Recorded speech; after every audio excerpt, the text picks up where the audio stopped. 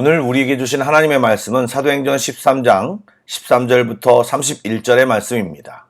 신약성경 209쪽입니다. 사도행전 13장 13절부터 31절까지의 말씀을 박순아 권사님께서 낭독해 주시겠습니다. 사도행전 13장 13절로 31절 말씀.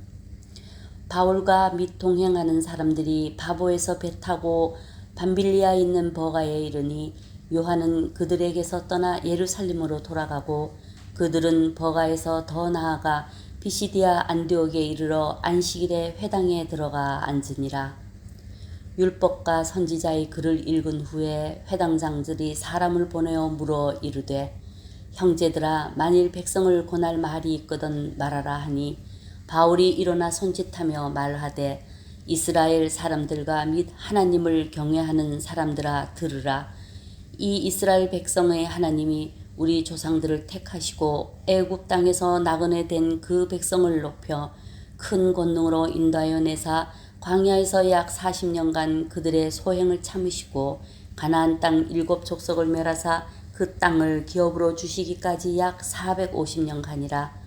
그 후에 선지자 사무엘 때까지 사사를 주셨더니 그 후에 그들이 왕을 구하거늘 하나님이 베냐민 지파 사람 기스의 아들 사울을 40년간 주셨다가 패하시고 다윗을 왕으로 세우시고 증언하여 이르시되 내가 이새의 아들 다윗을 만나니 내 마음에 맞는 사람이라 내 뜻을 다 이루리라 하시더니 하나님이 약속하신 대로 이 사람의 후손에서 이스라엘을 위하여 구주를 세우셨으니 곧 예수라. 그가 오시기에 앞서 요한이 먼저 회개의 세례를 이스라엘 모든 백성에게 전파하니라. 요한이 그 달려갈 길을 마칠 때 말하되 너희가 나를 누구로 생각하느냐? 나는 그리스도가 아니라 내 뒤에 오시는 이가 있으니 나는 그 발에 신발끈을 풀기도 감당하지 못하리라 하였으니 형제들아, 아브라함의 후손과 너희 중 하나님을 경외하는 사람들아, 이 구원의 말씀을 우리에게 보내셨거늘 예루살렘에 사는 자들과 그의 관리들이 예수와 및 안식일마다 외우는 바 선지자들의 말을 알지 못하므로 예수를 정죄하여 선지자들의 말을 응하게 하였도다. 죽일 죄를 하나도 찾지 못하였으나 빌라도에게 죽여달라 하였으니 성경의 글을 가리켜 기록한 말씀을 다 응하게 한 것이라. 후에 나무에서 내려다가 무덤에 두었으나 하나님이 죽은 자 가운데서 그를 살리신지라. 갈릴리로부터 예루살렘에 함께 올라간 사람들에게 여러 날 보이셨으니 그들이 이제 백성 앞에서 그의 증인이라. 아멘. 평안히 주무셨습니까? 아침마다 다른 목소리로 말씀 봉독을 하는 것을 들으니 서럽기도 하고 감동이 되기도 합니다. 요즘 새롭게 깨닫게 된 것은 듣거나 눈으로 읽는 것도 좋지만 소리를 내어 읽음으로 입체적인 인식, 즉 보고, 읽고, 듣고, 생각하고 깨달음에 이르는 성경 읽기가 굉장히 유익한 것 같습니다. 당장 시작하셔도 좋고 2024년을 계획할 때 꼭 적용해 볼 만한 성경 읽기 방법인 것 같습니다. 강력히 추천합니다. 말씀을 나누겠습니다. 저희들은 13장부터 시작된 소위 바울의 1차 선교 여행을 살펴보고 있습니다. 바울과 바나바는 어제 구브루 섬에서 총독 서기오 바울을 전도하였고 오늘 본문에서는 비시디아 안디옥에 도착하여 복음 전도를 새롭게 시작하고 있습니다. 그 과정에서 짧게 소개된 내용이 있는데 동행했던 마가 요한이 버가에서 예루살렘으로 돌아갔다는 이야기입니다. 사실 굉장히 짧게 소개된 내용이기에 이동 과정에서 무슨 일이 있었는지 정확히 알 수 없지만 후에 사도 바울이 그가 떠난 것을 배신 행위로 간주하여 2차 전도여행 때 바나바와 다투는 원인이 되었습니다. 마가 요한은 바나바의 조카로서 우리들이 마가 다락방이라고 말하는 그 다락방을 소유한 집안의 인물입니다. 당시 120명이 들어가 기도할 만한 공간을 가진 집을 예루살렘에 소유할 정도면 그가 부유한 집안의 사람이라는 합리적인 추론이 가능합니다. 학자들은 앞뒤 문맥과 마가에 대한 합리적인 추론을 근거하여 몇 가지 의견을 피력합니다. 첫 번째, 마술사 엘루마 사건 이후 성경 기록이 바나바와 바울에서 바울과 바나바로 이름의 순서가 바뀌는데 이것은 바울이 이 선교 여행을 주도하기 시작했다는 것을 말하는 것입니다. 그래서 마가는 그런 바울 주도의 선교 여행에 불만을 품고 되돌아갔다고 분석하는 의견입니다. 두 번째는 마가가 버가에서 말라리아와 같은 병에 걸렸기 때문이라고 생각하는 견해입니다. 세 번째는 부잣집 출신 마가가 삼촌의 권유로 따라왔는데 막상 며칠 경험을 해보니 향후 경험하게 될 어려움과 환란을 지레 두려워했기 때문이라는 것입니다. 사실 비시디아 안디옥에 이르는 길은 굉장히 험하고 힘든 길로 알려져 있습니다. 여러분, 두 번째나 세 번째 이유가 된다면 그 이유는 마가 요한뿐만 아니라 바나바와 바울도 동일하게 위축될 만한 요인이었는데, 바나바와 바울은 처음 먹은 마음을 끝까지 지켜나간 것을 주목해야 합니다. 또한 첫 번째가 그 이유가 된다면 이는 바나바의 겸손을 더 부각시키는 일입니다. 당사자가 바나바였기 때문에 만약 자존심이 상한다면 그가 더 상했을 텐데, 바나바는 아무런 불만을 표시하지 않고 바울과 끝까지 동행하고 있기 때문에 바나바의 좋은 성품을 칭찬해야 할 것입니다. 실제 예수전도단 같은 선교단체에서는 단기 선교 프로그램을 만들어 제자 훈련을 시키는데, 단지 1, 2주짜리 프로그램을 준비하고 실행하는 과정에서 그동안 멀쩡한 사람들이 싸우고 마음 상해 단기 선교 기간 내 어려움을 겪는 경우가 허다하다고 증언합니다. 예, 거기에는 사단의 고도의 전략이 있습니다. 우리의 약한 부분을 공격하여 공동체의 공동 목표를 이루지 못하도록 팀워크를 무너뜨린 전략은 사단의 전형적인 방법입니다. 그럼에도 꺾이지 않고 화해하고 용서하며 주의 뜻을 붙드는 지혜가 있어야 합니다. 그리고 때로는 사단이 주는 마음이라는 것을 뻔히 알고도 걸어가는 경우가 있는데, 계속 그렇게 당하는 건 역시 어리석은 것입니다. 넘어지고 쓰러졌을 때 교훈을 얻고 다시 주님을 붙잡고 동일한 상황에서 사단의 함정에 넘어지지 않고 주님께 소리치며 이겨내는 믿음의 훈련도 해야 할 것입니다. 그래서 넘어지는 것에 익숙하지 않고 이기고 다시 일어서는 데 익숙한 그리스도인이 되어야 합니다. 아멘. 말씀드린 것처럼 바울과 바나바는 굴하지 않는 선교의 의지로 사역을 멈추지 않고 안식일에 회당을 찾아 복음 전하기를 노력하였습니다. 유대인들은 안식일이면 회당에 모여 성경을 읽거나 지원자가 일어나 말씀을 전하는데, 그 기회를 노려 사도 바울은 복음을 전했습니다. 회당에는 일반적으로 유대인들이 대부분이지만 하나님을 경외하는 이방인들도 일종의 방청객처럼 참여했는데, 바울은 이스라엘 사람들과 하나님을 경외하는 이방인들까지 언급하며 가르침을 시작합니다. 바울 역시 스데반처럼 이스라엘의 역사를 개관하며 설교를 시작했는데, 이스라엘의 출애굽, 광야 생활, 정복 시기를 언급한 후 사무엘과 사울, 다윗까지 언급하고 있습니다. 하지만 지금은 이스라엘은 망하고 진짜 왕의 자리는 비어 있습니다. 이렇게 이스라엘의 현실을 말한 뒤 바울은 예수님이 바로 이스라엘의, 아니 온 우주의 진정한 왕, 과거부터 오실 것이라고 계속 말한 분이라고 소개하고 있습니다. 그 주장에 힘을 실기 위해 세례 요한의 주장을 언급합니다. 세례 요한은 유대인들에게 당시 선지자로 인정받은 거의 유일한 사람이었기에 사무엘이 다윗을 왕으로 지목했듯이 세례 요한이 예수님을 그리스도로 지목했음을 말하였습니다.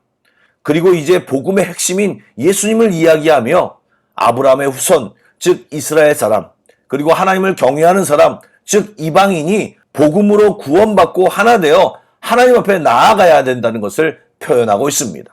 또한 예루살렘에 사는 사람들과 관리, 대제사장, 서기관들이 안식일마다 선지자의 말들을 암송하면서도 예수님을 알지 못하였다고 지적합니다.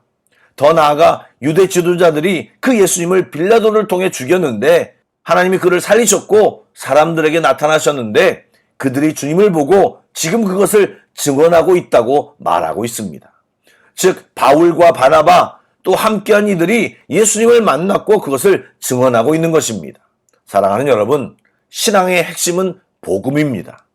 우리는 이 복음을 믿고 하나님의 자녀가 되었고 영생을 소유한 자들입니다. 이 놀라운 소식과 기쁨을 전해야 합니다. 혹시 그 소식과 기쁨에 대해 듣고 믿는다고 고백했지만 누리지 못하고 있는 분이 계십니까? 예, 복음을 알고만 있어서는 안 되는 것이고 먹고 소화시켜 뼈가 되고 살이 되어야 합니다. 그럴 때 복음이신 주님, 복음의 능력이신 예수님의 실체를 정확히 알게 되고 삶 속에서 경험하며 만나게 되는 것입니다. 바라기는 우리 모두가 그런 복음을 소유할 뿐만 아니라 삶 속에서 누리고 경험하여 힘있게 복음을 전하는 자들이 다 되시길 주님의 이름으로 축복합니다. 또한 그 복음이 전해질 때 생명이 살아나고 복음의 역사들을 보며 복음의 또 다른 능력과 변화무쌍함을 깨닫는 우리 모두가 되기를 축복합니다. 아멘. 기도하겠습니다. 우리에게 아들 예수 그리스도를 통해 영생을 허락하신 하나님, 오늘도 주의 자녀들이 주님 앞에 예배하며 말씀을 들었습니다. 우리 안에 복음의 능력과 풍성함을 누리지 못하게 방해하는 사단의 모든 전략을 꿰뚫게 하시고 떨치고 일어서게 하시며 넘어져도 다시 일어나 주님을 붙들게 하셔서 날마다 복음의 기쁨과 능력 안에 살아가는 우리 모두가 되게 하여 주옵소서. 주님, 말씀 속에 있는 바울의 열정과 지혜를 본받게 하셔서 가는 곳마다 주님을 기억하고 인정하며 전하는 그리스도인들이 다 되게 하여 주옵소서. 감사합니다. 예수님의 이름으로 기도드립니다. 아멘. 계속해서 찬양한 곡을 묵상하시고 합심기도와 개인기도로 나아가겠습니다. 주님 내 길을 잘 아시고 내 걸음 아시네. 어둠에서 빛을 내시는 그분을 믿네. 무엇으로 주를 섬길지 어디로 가야 할지 헤매이는 나를 아시고 길을 여시네. 내 삶은 주의 것, 내 삶은 주의 것, 온전한 신뢰를 주께 드리네. 보이지 않아도 믿음으로 걷네. 주 영광 바라보며 주만 따르네. 주님 내 길을 잘 아시고 내 걸음 아시네. 어둠에서 빛을 내시는 그분을 믿네. 무엇으로 주를 섬길지 어디로 가야 할지 헤매이는 나를 아시고 길을 여시네. 내 삶은 주의 것, 내 삶은 주의 것, 온전한 신뢰를 주께 드리네. 보이지 않아도 믿음으로 걷네. 주 영광 바라보며 우리 한 번 더 찬양해 보겠습니다. 주님 내 길을 잘 아시고 내 걸음 아시네. 주님 내 길을 잘 아시고 내 걸음 아시네. 무풍지대에서 바람 한 점 없어 연약한 우리에게 주님이 오늘 성령의 바람 불어주실 줄 믿습니다. 무엇으로 주를 섬길지 어디로 가야 우리의 항해 길을 열어주시고 주님이 인도하십니다. 길을 여시네. 아멘. 내 삶은 주의 것, 내 삶은 주의 것, 믿음으로 선포하십시다. 주의 것. 아멘. 온전한 신뢰를 주께 드리네. 보이지 않아도 믿음으로 걷네. 주 영광 바라보며 주만 따 좁은 길을 따르나 승리의 주. 좁은 길을 따르라 승리의 주. 영원한 생명된 우리를 구속하신 주님의 사랑과 보혈을 의지합니다. 고난 중에 순종을 배워가며 너의 여러분의 삶을 맡기기 원하시는 분은 가능하시다면 자리에서 일어나서 내 삶은 주의 것, 내 삶은 주의 것, 아멘. 온전한 신뢰를 주께 드리네. 보이지 않아도 죄인의 자리에 있던 우리를 주님의 보혈로 사셨습니다. 하물며 우리의 길을 주님이 인도하십니다. 주만 따르네. 내 삶은 주님의 것입니다. 내 삶은 주의 것, 아멘. 내 삶은 주의 것. 온전한 신뢰를 주께 드리네. 보이지 않아도 믿음으로 걷네. 주 영광 바라보며 주만 따르. 우리가 이 시간 믿음의 돛을 올립니다. 성령의 바람 불어주시기를 간절히 원합니다.